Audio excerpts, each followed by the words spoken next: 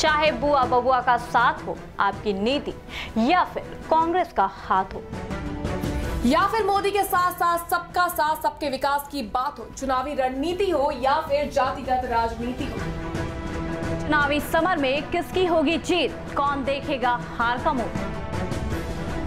चुनाव से जुड़ी सभी जानकारी के लिए देखते रहिए प्राइम टीवी पर हमारी खास पेशकश, जनता बताए किसकी आए सरकार। नमस्कार, स्वागत है आपका हमारे खास प्रोग्राम जनता बताए किसकी आए सरकार में। जहां लोकसभा चुनाव अपने अंतिम चरण में है, वहीं हमारे संवाददाता नीलेश साहू ने जानी जनता की राय। आखिर इस बार प्रयागराज की जनता क्या सोच रही है, आइए देखते हैं।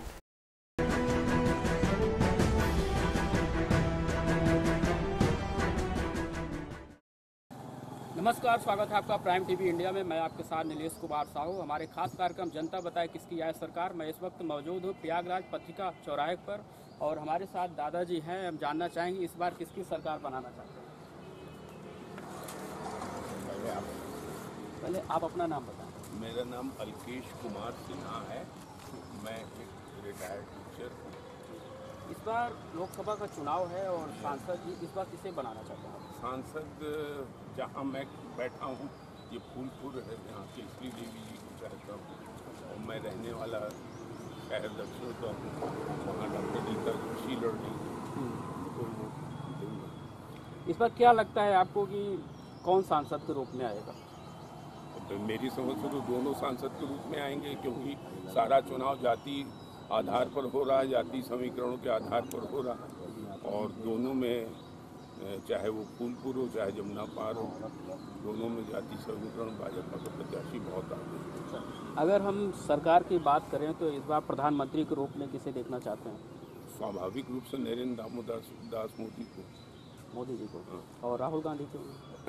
राहुल गांधी आप भी मतलब मजाक कर रहे हैं कि नहीं। सीरियसली पूछ नहीं, एक तो वो भी अपने आप राहुल गांधी का क्या योगदान है भारतीय राजनीति में? राहुल गांधी का क्या योगदान है?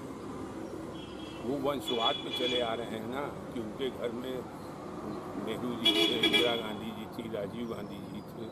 हाँ, एक होता है कि प्रतिभा बचपन से होती है, पैदाइशी होती है, एक प्रतिभा थोप दी जाती है, तो उनको प्रतिभा थोपी जा रही है और वो बेचारा नहीं झेल पा रहा है, तो अपनी बहन को इस बार लेके आया है कि शायद कुछ आगे बढ़ जाए। क्या लगता है प्रियंका वाड्रा से नैया पार हो पाएगी कांग्रेस? नहीं, बहुत लेट आए और उनको 5 वर्ष रहना पड़ेगा। वो चुनावी मौसम में आके वो फिर गायब हो जाने से काम नहीं चलता। और इस बार तो अमेठी इलेक्शन में सही नहीं कोई बता सकता किस करवट बैठेगा। अभी प्रियंका वाड्रा प्रयागराज आई थी और नैया से काफ़ी दूर तक सफर की। तो ये देन है नितिन गडकरी मोदी की, जो यहाँ से वहाँ तक नैया से चली गई। इसके पहले भी कोई गया था नैया से? अगर मौजूदा सरकार के जैसे विकास कार्य आपको कितने लगते हैं? हाँ, भाजपा की सरकार, मौजूदा सरकार में 5 साल में कितने विकास आपको? भाई पूरे प्रयागराज का कायाकल्प हो गया। आप हिंदुस्तान किसी कोने में चले जाइए, सड़कें हो, बिजली का काम हो रहा है और 5 साल इन सब कार्यों के लिए बहुत कम समय होता है। ये लॉन्ग टर्म प्रोसेस होता है, इसमें और समय लगेगा देश को तो उम्मीद इसलिए है कि जो दिखाई दे रहा है लगता है कि आएंगे तो और आगे अच्छा काम। और सबसे बड़ी चीज़ कि एक भी उदाहरण नहीं मिलेगा आपको भ्रष्टाचार। ये राफेल जो चिल्ला रहे हैं वो सुप्रीम कोर्ट अभी तय कर देगा। रिव्यू पिटीशन गई हुई है, 10 तारीख को सुनवाई है, पता चल जाएगा क्या होगा क्या नहीं होगा। युवाओं की अगर बात करें तो रोजगार की इस सरकार में काफ़ी दावे किए गए हैं, तो युवाओं में रोज तो यही है बेरोजगारी वाला। देखिए, हर आदमी जो है वो सरकारी नौकरी चाहता है। आप जैसे धूप में खड़े होकर कर रहे हैं, सरकारी नौकरी वाला ये नहीं चाहेगा, वो चाहेगा आराम करे, आराम समझे। और सरकारी नौकरियां डिजिटलाइजेशन होने से धीरे धीरे कम हो, बहुत सी जहां हैं वहां न्यायालय का टांग डाल देती है।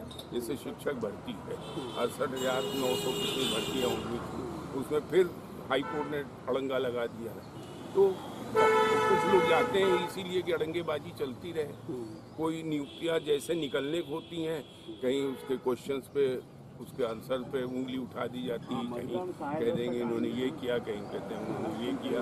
कितनी हाई कोर्ट में लंबित है इस तरह के प्रकरण। तो इसमें और स्वरोजगार के लिए अगर जैसे कि चाय की दुकान खोले, ये बगल खोले, 1-2 लोगों को रोजगार दे रहा है तो वो रोजगार नहीं है। पेट पालना सबसे बड़ी चीज़ आज के ज़माने में। नौकरी चाकरी तो 1% सरकारी नौकरी लोग करते हैं। जो कपड़े की दुकान पे काम कर रहा है, जो किताब की दुकान पे काम कर रहा है, आप उससे जाके पूछिए वो कैसे 5,000 7,000 अपना जीवन यापन करता है। नहीं तो नौकरी वाली बात कोई बेईमानी। आप बताएं इस बार किसकी सरकार बनाना चाहते हैं? इस बार सरकार विपक्ष की बनेगी, गठबंधन की सरकार बनेगी, क्योंकि सत्ता विरोधी लहर पूरे देश में चल रही है और मोदी सरकार के कामकाज से पूरे देश के लोग खुश नहीं हैं। क्या लगता है आपको कि गठबंधन की सरकार आएगी तो विकास की सरकार होगी? देखिए, विकास की सरकार में एक इच्छा शक्ति होती है ना। जिस सरकार के अंदर इच्छा शक्ति नहीं होगी विकास कार्य करने की, युवाओं को रोजगार नहीं देने की, किसानों का कर्ज नहीं माफ करने की, उसको अब जनता बर्दाश्त नहीं करने वाली, वो चला जाए। अच्छा, कांग्रेस की नैया कैसे पार होगी? कांग्रेस इस बार देश में सबसे बड़ी पार्टी के रूप में उभरेगी और गठबंधन के नेता राहुल गांधी। इस बार बताएं आप किसकी सरकार बनेगी? 27 बार कांग्रेस के नेतृत्व वाली गठबंधन की सरकार बनेगी। और ये बीजेपी तो 282 सीटें थी, 100 सीटें इनकी कम हो चुकी है। 100 सीट कहाँ मैनेज करेंगे ये जाने। क्या लगता है बीजेपी के जो कैंडिडेट रीता बहुगुणा जोशी हैं तो क्या यहाँ से नैया पार करेंगे, सांसद के रूप में दिखेंगे? यहाँ कौशाम्बी सहित 3 के 3 सीटें गठबंधन के पक्ष में। मौजूदा सरकार की अगर बात करें, भाजपा सरकार में कितने विकास कार्य दिखे हैं? विकास एक सतत प्रक्रिया है, पंडित नेहरू से लेकर नरेंद्र दामोदर मोदी तक एक सतत प्रक्रिया है। सरकार का संचालन करने में विकास होता है, लेकिन यह सरकार जो है देश के 15 पूंजीपतियों का विकास किया है, जो अडानी अंबानी उसका नेतृत्व कर रहे हैं। पूरे देश भर में जितने भी आप देख रहे हैं वो इन्हीं के लोगों को ठेकेदारी, और उसमें 2, 4, 10, 20 लोगों को हो गया नौकरी तो मिल गई, और नहीं तो नहीं। बेरोजगारी को लेकर अगर बात करें तो युवाओं में सबसे ज़्यादा रौब है कि रोजगार नहीं मिला। रोजगार तो इस देश में न कांग्रेस दे सकती है न भाजपा दे सकती है। जब तक कि रोजगार को इस देश के खेत से नहीं जोड़ा जाएगा, खेत से नहीं जोड़ेंगे तो रोजगार न कांग्रेस दे सकती न भाजपा दे सकती। वीडियो जर्नलिस्ट सत्यम निषाद के साथ नीलेश साहू, प्राइम टीवी, प्रयागराज।